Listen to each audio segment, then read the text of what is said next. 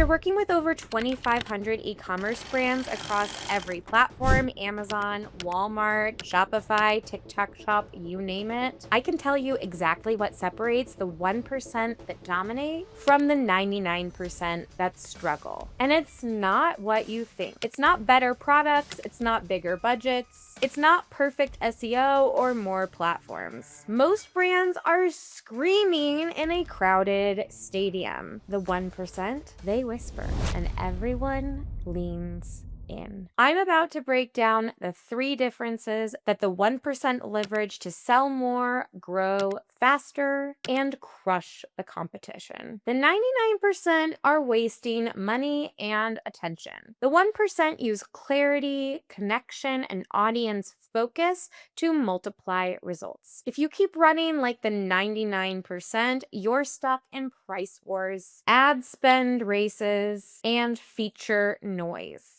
Your business becomes a hamster wheel. Shift to the 1% mindset, even just one of these principles, and you'll see the difference in as little as 30 days. Now, most brands are stuck in what I call the feature trap. They see competitors and think, I know how to win. I will out-feature them. How do I make my product sound better? Clearly, more detail is the way to go. So they dump features. 32-ounce stainless steel water bottle, double-walled, BPA free, fits cup holders. Or 6mm yoga mat, TPE, eco-friendly, non-slip, 72-inch long. Perhaps 1200-watt blender, 10 speeds, 64-ounce pitcher.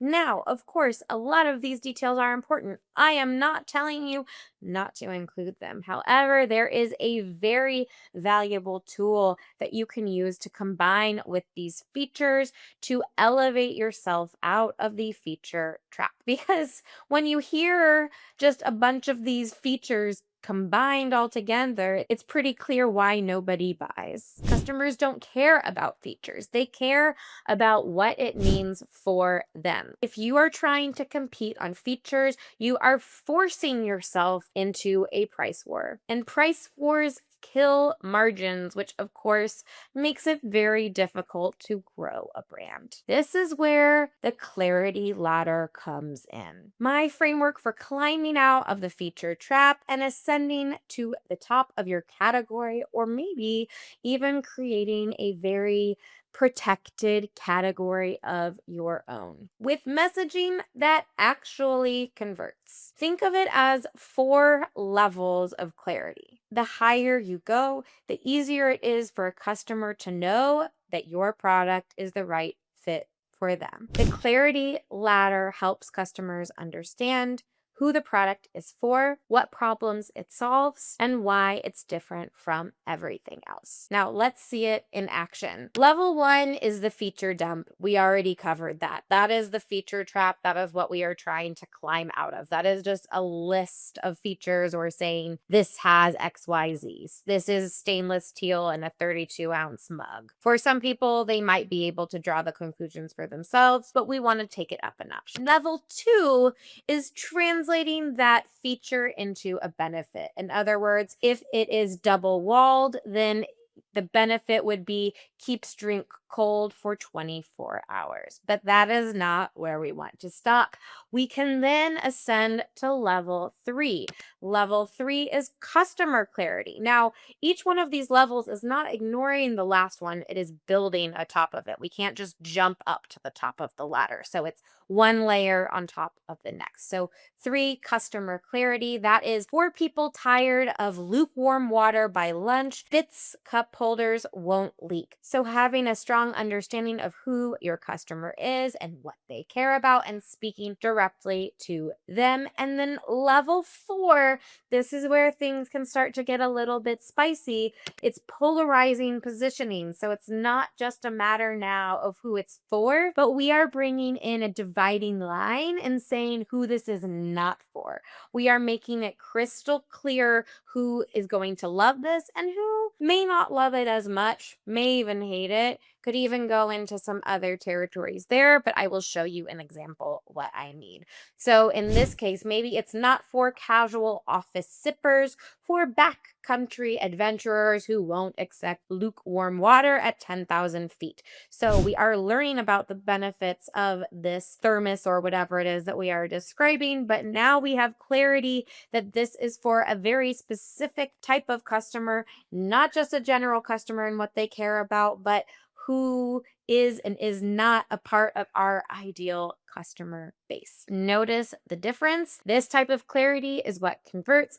This type of clarity is what sets you apart. This kind of clarity gives customers a very easy understanding of why you are different and better than your competitors. Now, most brands are terrified of turning anyone away. Perfect for everyone. Great for all occasions. This is the perfect gift for Mother's Day, Father's Day, birthdays, anniversaries. If you haven't done this, I'm sure you know somebody who has. It can be very tempting. I understand that it's hard to close doors and say, no, I don't think that you are my customer. But that is a huge mistake. Vague means that nobody is going to connect. And also, the broader that you make your pool, the harder the competition is going to be because you're going to start to have to go up against the real giants of your category, those established brands that may have been around for a very long time.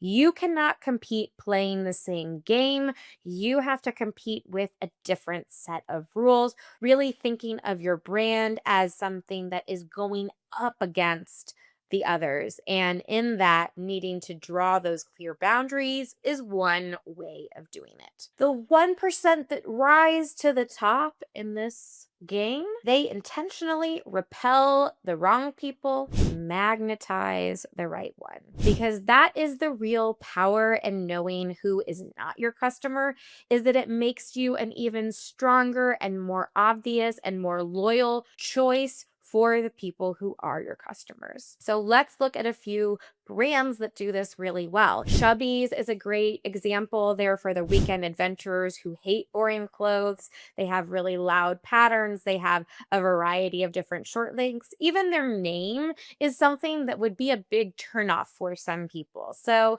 they have a sense of humor. They are not scared of pushing some boundaries, and they have a very loyal customer base in return. Native is another example that takes a different approach.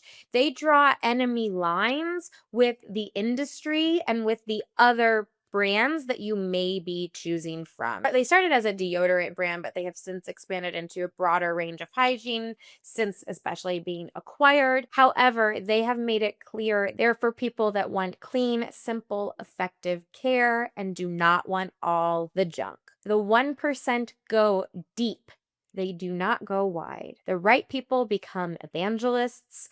The right people keep shopping again and again. And that is how you build that momentum. Now, if you realize that your product isn't speaking to the right people, or maybe you're like, I don't even know who the right people are, I've put together a customer avatar worksheet that can help you really hone in on who that ideal customer is so that you can tailor your content to speak directly to them and really take all these lessons that we're talking about in this video today and apply them to your content. So you can grab that in the link in the description below. Grab it so that you don't continue to waste money on ad spend targeting the wrong people. Now, AI is everywhere. Product descriptions, ads, emails, videos. The 99% use AI to replace critical thinking. Generic problem leads to generic output, leads to generic content, more of the same. And that's exactly what we see happening. Yes, on the surface, everything looks and sounds good and professional, but it lacks anything that makes it stand out. It avoids risk taking. Copy sounds like experience unparalleled comfort and support. Take your workouts to the next level. It is rife with cliches, fails to have a clear point of view. And that's not to say that AI cannot be helpful or valuable, or that I'm suggesting that you shouldn't use it. But how you use it is really what differentiates the 99% and the 1%. The 1% use AI to scale their humanity. They use AI to maybe do brainstorming and drafting and analyze data, but they don't stop there. They don't try to perfect the perfect prompt and then run everything on autopilot. They are looking and combing for customer insights and emotional hooks and really allowing AI to give them even more time to spend on thinking creatively about how to truly differentiate, how to be more human, and how to be able to stand out when there is so much that is the same. They edit for voice and clarity, and they understand what their brand voice and perspective is, and they want to make sure to train their AI on that so that even when they are using AI for pieces of content, that is not just giving a generic output, but is refined and honed to project their voice to their best ability. AI is a brilliant assistant, but it's kind of a terrible strategist. It kind of writes like your bored intern who's waiting not so patiently for happy hour. So, just as a quick reminder, 99% compete on features, which leads to price wars. The 1% compete on clarity and connection. 99% try to sell to everyone. 1% repel the wrong people and attract the right ones. 99% use AI to replace thinking. The 1% use AI to scale humanity. The bottom line is that winning brands sell clearer stories. But here's the hard truth. Ultimately, AI content can look polished, professional, even brilliant. But if it's empty and undifferentiated, it's useless. Now it can make marketing that looks perfect, but sells nothing. And the scary part is that if you're not careful, you're not going to realize it until it's too late. Most brands are doing the same thing right now, copying each other, pasting AI outputs, thinking they're ahead because they're hustling harder. The 1%, they use AI to amplify strategy, not replace it. They make content that actually resonates, converts, and builds brand. If you want to see how easy it is for AI content not only to fail, but to trick you into believing that it's perfect, you need to watch the video that's coming up next. You should be able to click on it right here. And if you want help implementing all of this, please feel free to reach out, book a call, request a free listing analysis, and we would be happy to help you. But I better see you over there in that video that's coming up next. This is really what's shaping the future of marketing content strategy, and it's essential you understand where you're heading, what to look for, and how to be prepared. So I better see you over there. In the meantime, thank you so much for watching. Bye.